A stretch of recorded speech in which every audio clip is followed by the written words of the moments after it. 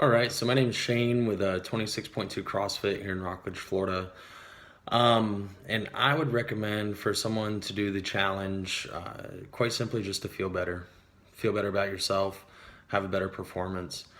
That was my experience with it.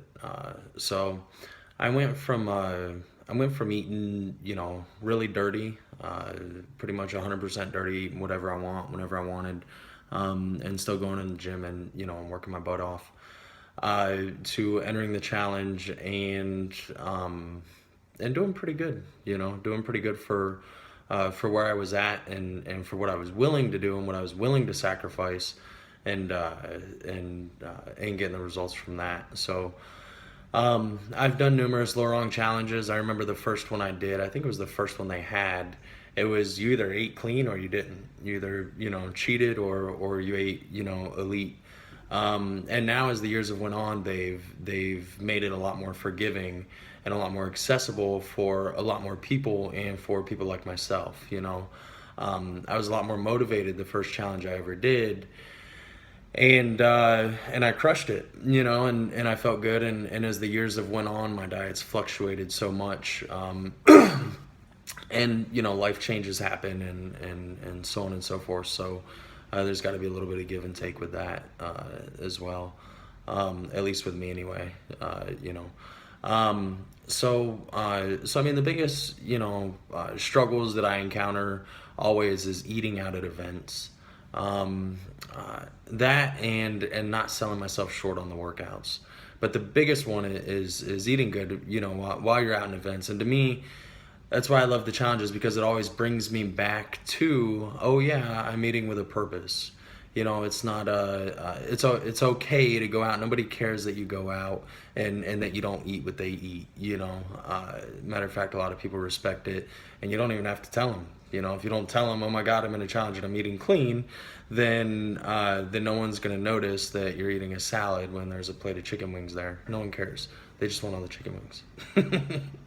So so staying on point with that, uh, and just being vigilant, and it's cool because after the challenge is over, it'll remind me, like, oh yeah, I'm eating with a purpose, and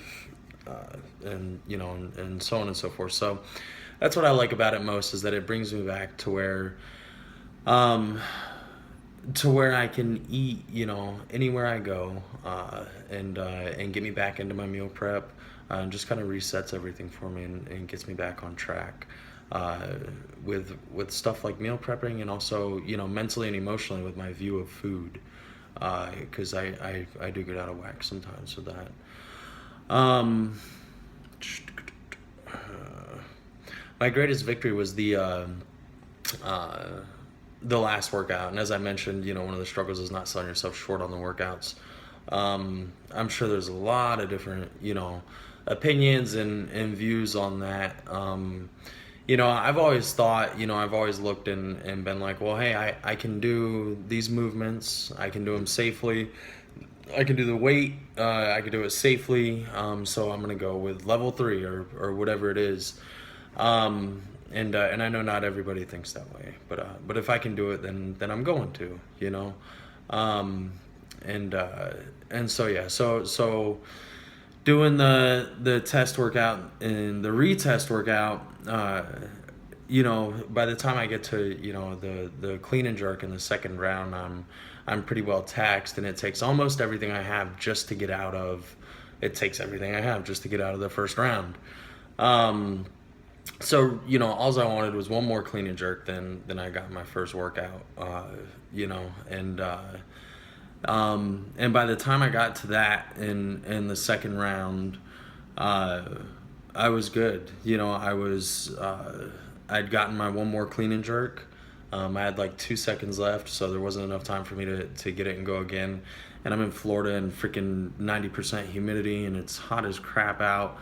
And to be honest, I could have done a few more, but there's so much sweat and the bar's so wet, and I just couldn't pull another one safely.